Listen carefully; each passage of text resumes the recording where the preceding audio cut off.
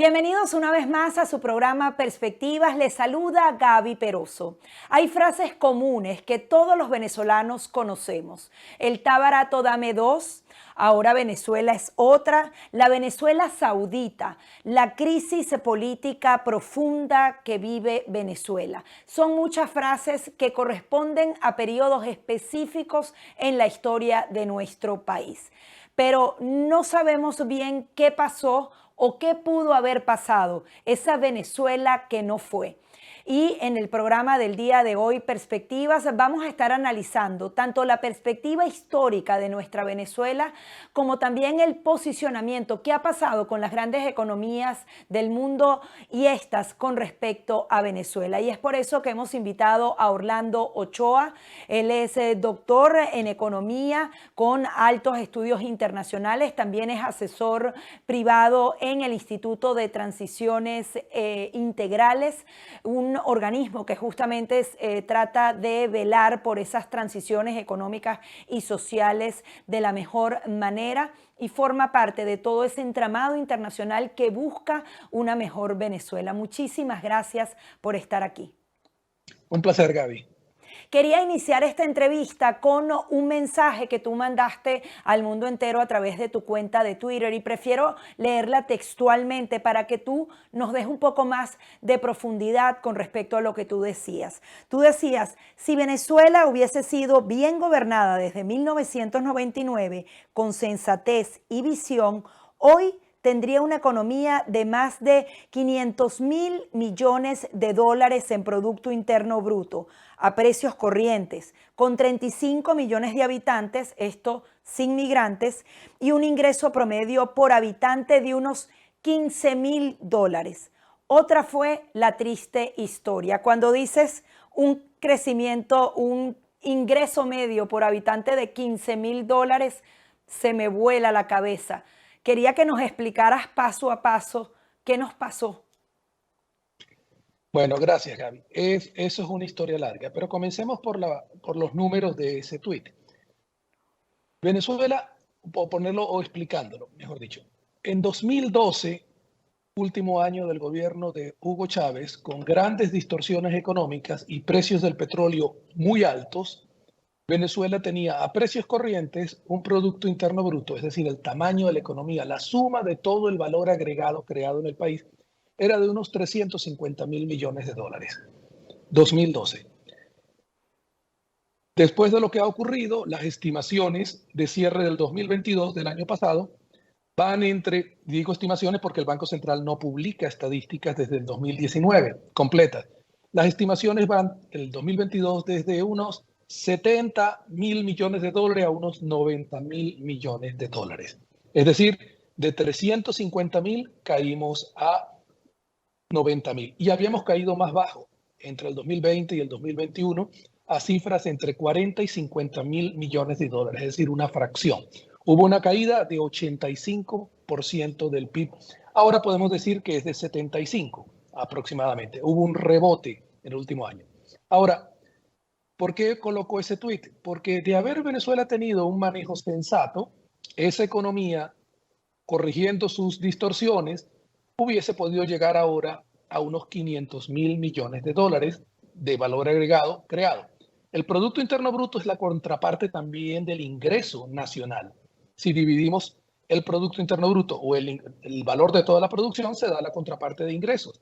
Eso da a una cifra cercana a los 15.000 dólares por habitante por año. Eso quiere decir que una familia de 4 personas tendría en promedio estadístico unos 60.000 dólares. Esos son los promedios. Por supuesto, hay gente que tiene menos ingresos y otros que tienen mayores ingresos, pero así se mide en términos globales para el tamaño de la economía. Resulta que cuando evaluamos la economía mundial, hay unas economías que han crecido mucho y hay otras que les ha ido mal como a nosotros. Viendo justamente estadísticas globales que son presentadas también por las redes sociales, encontramos que en los últimos años hay unas 8 economías que han pasado de $1 billón. Es decir, $1 millón de dólares. En inglés se dice 1 trillón. En español decimos 1 billón. Y esas economías son, desde el 2006, Corea del Sur y Brasil llegaron a tener más de 1.000 millones, perdón, 1 billón, 1 trillón de dólares en inglés. En 2007, India, México y Rusia superaron la cifra de 1 billón de dólares. En 2008, Australia. En 2017, Indonesia. En 2021, Holanda. En 2022, Arabia Saudita. Y en 2023, Turquía. Nosotros, si nos hubiese ido bien, seríamos un tamaño de $500 millones. Pero con solo 35 millones de habitantes, quedamos muy bien parados respecto a todas estas economías que estoy mencionando, que son de gran población, con excepción de Holanda, que no tiene una población muy grande, pero es un país muy desarrollado. Es decir, Venezuela, si se hubiese bien manejado, hubiese hecho esto.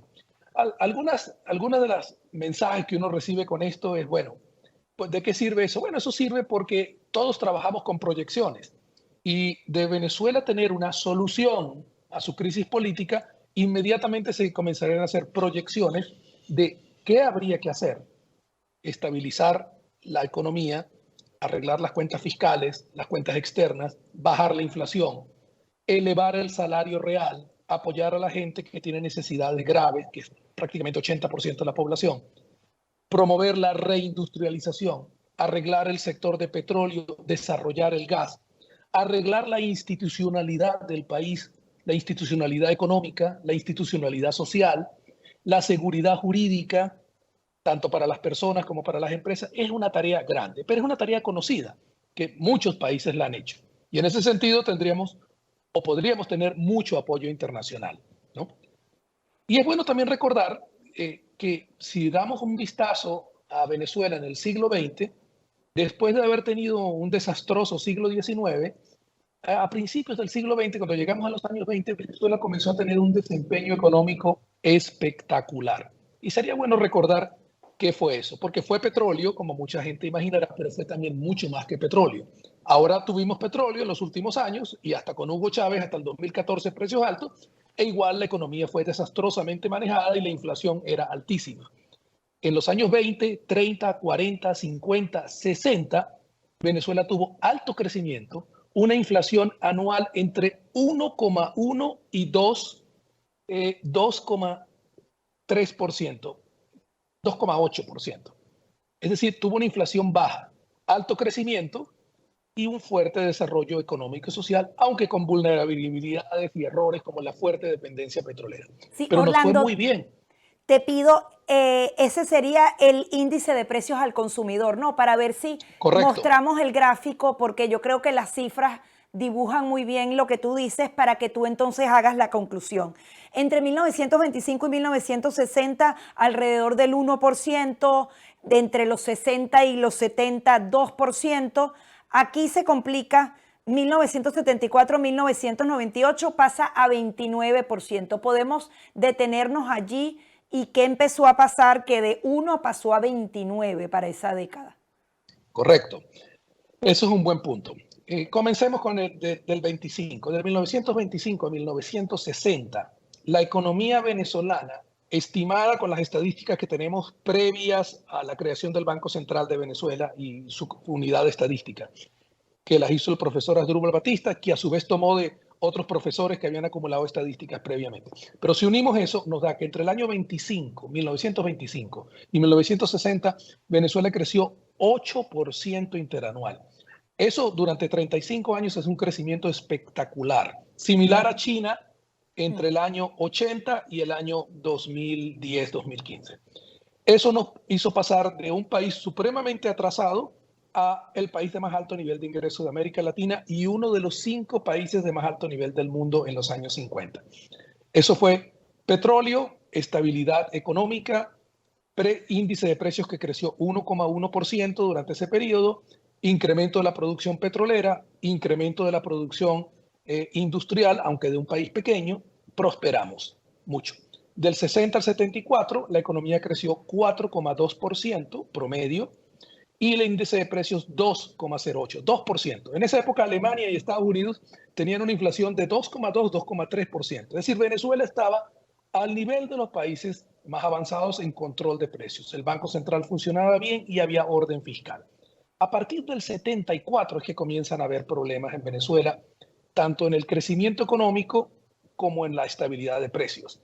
Y también temas petroleros, pero no podemos abarcarlo todo. Claro. Del 73-74 hubo el alza espectacular de los precios del petróleo por las crisis en el Medio Oriente. ¿Okay? El embargo petrolero árabe y la OPEP comenzó a funcionar, ya a ejercer mayor presión. Con el alza de precios del 74, Venezuela y el gobierno de aquel entonces, el primer gobierno de Carlos Andrés Pérez, comenzó un plan de gastos enormes. Decía que un proyecto de la Gran Venezuela. El enorme gasto público presionó la demanda de todo. La economía pegó también un salto en crecimiento en esos 2 años, pero elevando la inflación. Hubo distorsiones. Pasamos en pocos años al 77-78 a tener déficit fiscales porque los proyectos que se empezaban a construir costaban más que los ingresos petroleros. Venezuela se empezó a endeudar.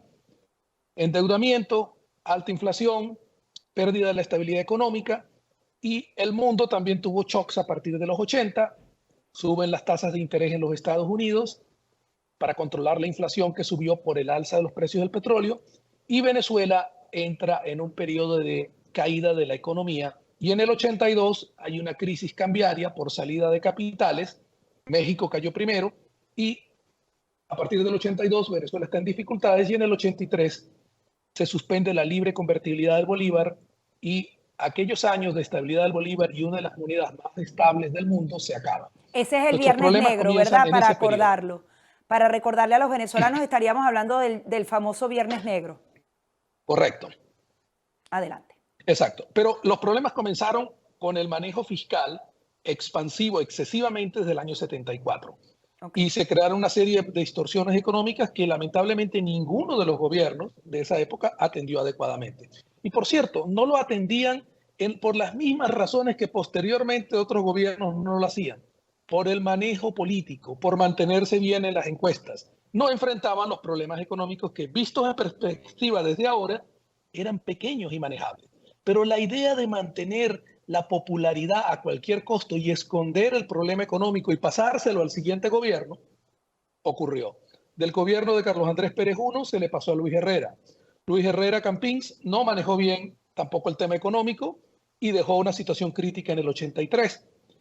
Entra Jaime Lucinchi en el 84 y Jaime Lucinchi también decide mantener un control de cambio, favorecer, controlar los precios artificialmente y manejar con buena imagen política una situación económica que se volvió incontenible, con deterioro de los precios del petróleo, deterioro de la producción petrolera, y llegamos al 89, diciembre del 88, una nueva elección, vuelve Carlos Andrés Pérez y estalla una situación económica, una crisis económica mucho más complicada. Entonces, es bueno recordar que eso ocurrió, y del 89 Carlos Andrés Pérez intenta con un plan de ajustes con virtudes y defectos, que no vamos a entrar en detalle. Lleva al 92, viene el golpe de Estado de Hugo Chávez fallido, que además eso enrarece todo el ambiente económico del país y tumba la economía por la crisis política. En el 93 es elegido Rafael Caldera, vuelve a intentarlo, pero maneja también una crisis bancaria que le venía de los últimos años del gobierno de Carlos Andrés Pérez. La crisis bancaria fue incubada con un laxo manejo de la supervisión bancaria que permitió a los bancos usar los depósitos del público para especular en la bolsa y especular en el sector inmobiliario durante los años de boom. Y eso, cuando Hugo Chávez da el golpe, pues se revierte todo y los banqueros pierden una cantidad enorme de dinero, y esa crisis bancaria afecta al gobierno de Caldera. Y así llegamos al 98, Caldera tratando de levantar la economía, y el país elige a Hugo Chávez, fruto de ese deterioro económico, socioeconómico, en un país petrolero que la gente acostumbró a pensar es un país rico y fue mal manejado. Lo cual es verdad, ahí quiero es un país rico en recursos naturales, pero mal manejado. Ahí quiero poner un punto, porque eso estaba mal manejado, pero no a los niveles del presente. Y también quiero poner un punto porque se repite la misma historia. Mucho gasto público, mucha campaña política, mucho populismo, malas decisiones que se revierten directamente en la economía. Y son fórmulas matemáticas. O sea, si tú actúas así, es seguro que vienes a una debacle. Pero había que llegar al año 98 porque el país se empobreció fruto de estos problemas de manejo de política económica, el país se empobreció y un país furioso eligió a Hugo Chávez como vengador y como, bueno, cayó a la política como lo que era, como un paracaidista y un paracaidista popular. Hugo Chávez comenzó con prudencia en el 99-2000. En el 2001 trató de hacer una agenda más dura luego de haber cambiado la constitución.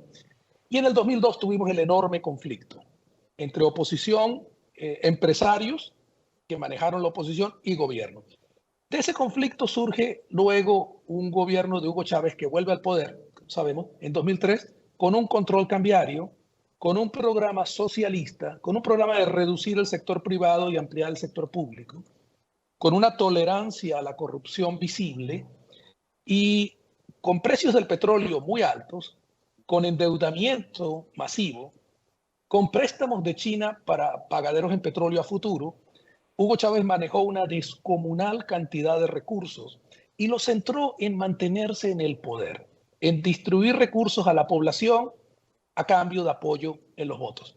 Nunca se habían tomado tantos ingresos petroleros en la historia de Venezuela y tantos préstamos como estos chinos. O sea, exactamente. El caudal incluso era llegaron muchísimo a ser insuficientes, Gaby, porque a partir del 2005-6 Hugo Chávez crea el Fonden y empieza a tomar las reservas internacionales que ya habían entrado y a cada dólar se le habían dado los bolívares a PDVSA y al gobierno.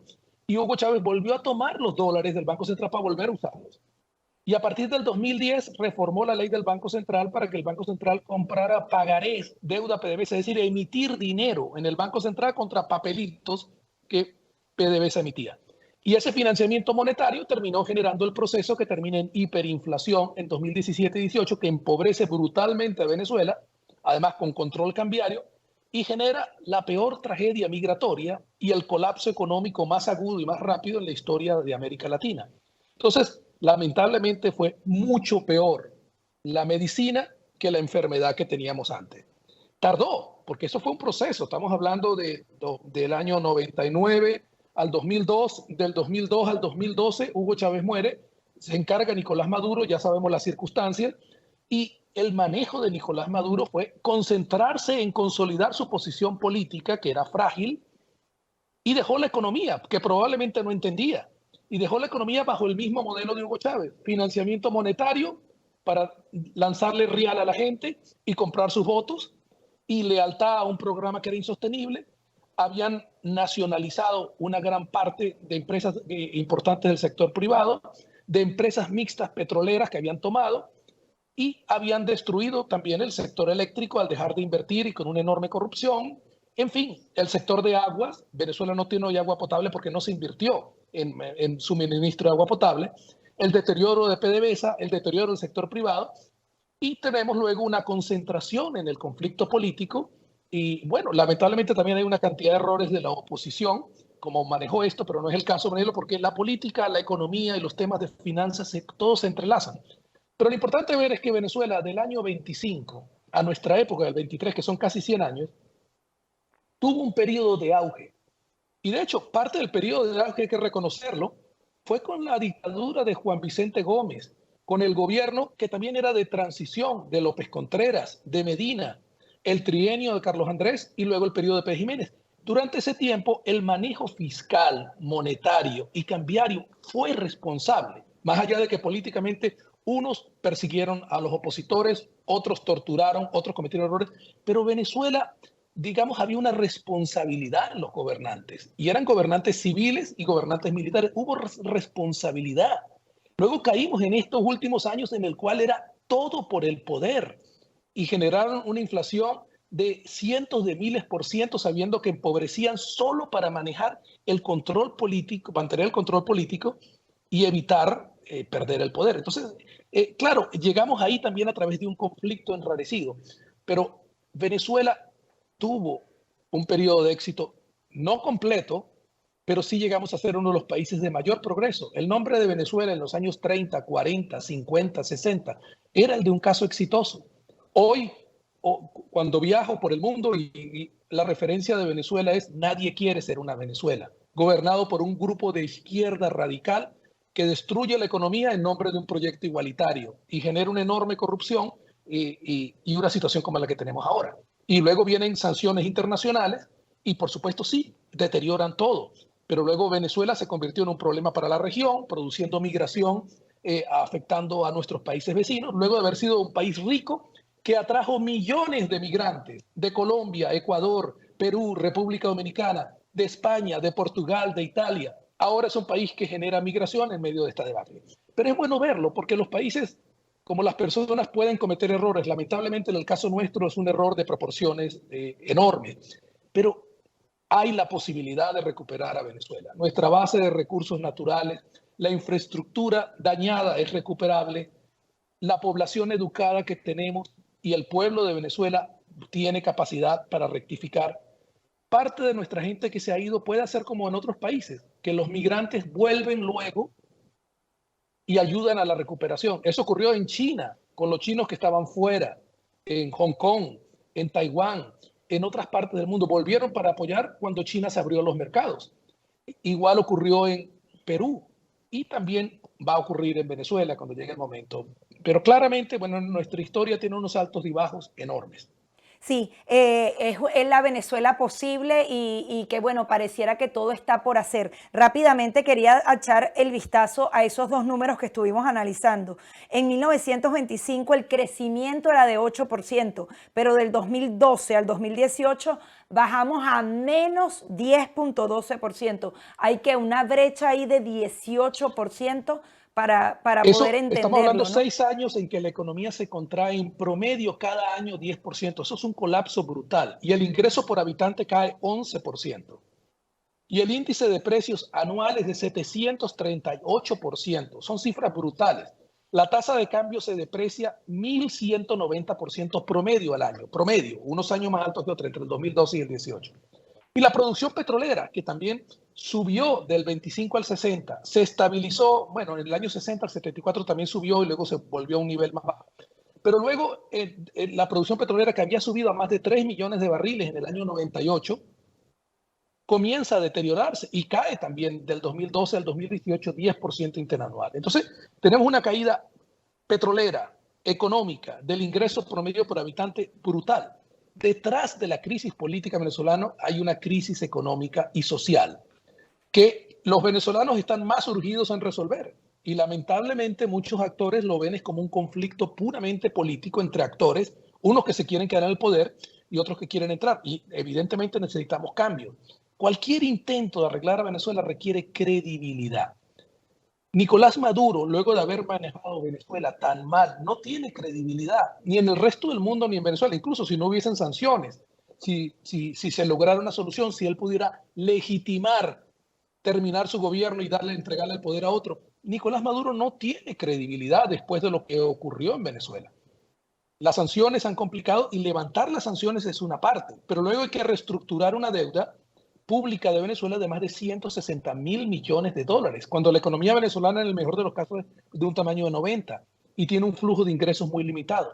De manera que arreglar a Venezuela es un plan económico, un plan social, un plan financiero, un plan de petróleo y gas y un plan del sector privado y un plan de infraestructura.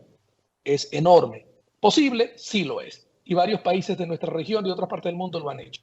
Y Venezuela tiene una formidable base de recursos naturales y de recursos humanos. Pero hay que arreglar la institucionalidad y hay que comenzar por la política. Y en eso estamos. Finalmente, su mensaje para los venezolanos, ¿sí lo ve posible, sobre todo usted que trabaja en materia internacional sobre esas transiciones y ha estudiado otras naciones que también han tenido la misma complejidad? Sí es posible. Y sin duda alguna la parte central, que es el conflicto político, debe ser resuelto entre venezolanos. Yo no creo que haya un opositor o un chavista contento con el deterioro socioeconómico de Venezuela. La narración de los 24 años que tenemos de esto muestra que hubo gigantescos errores y todo. El madurismo o el chavismo trata de decir que solamente son las sanciones de los últimos 4 años. No lo es. Los errores graves comenzaron desde mucho antes. El proyecto socialista, la tolerancia a la corrupción, la desviación de recursos, de proyectos, que incluso hizo que la relación económica se rompiera con China, otros países dejaran de ayudar porque el manejo fue sencillamente inaceptable. Entonces, Venezuela puede volver a ser bien manejada y aprender de sus errores. Sí hay una base. Y el petróleo y el gas tienen unas décadas que le quedan antes de que la transición energética nos desplace a otros recursos. Es decir, tenemos un límite de tiempo. En los años 30, Arturo Larpietri y otros, Alberto Adriani, empezaron a advertir de cómo usar mejor los recursos petroleros, porque las reservas que teníamos en aquel momento eran pequeñas, fueron creciendo con el tiempo. Que había que diversificar la economía. Era un mensaje sencillo. Diversificar la economía es mucho más complejo de lo que se planteaba en aquella época, pero se puede hacer. Y hoy en día lo han logrado muchas economías del mundo. Inclusive China comunista cambió. Corea del Sur, México y Brasil en América Latina han industrializado, Chile también. Aquella idea que tenía la izquierda marxista que apoyó al chavismo, de que había un centro y una periferia y que el centro eran ricos y los demás éramos pobres, el mundo ya no es así. Eso es falso. Hay capacidad de salir de esto. Y eso requiere, por supuesto, primero la solución de la crisis política y luego tener una estrategia de recuperación en la que muchos hemos trabajado.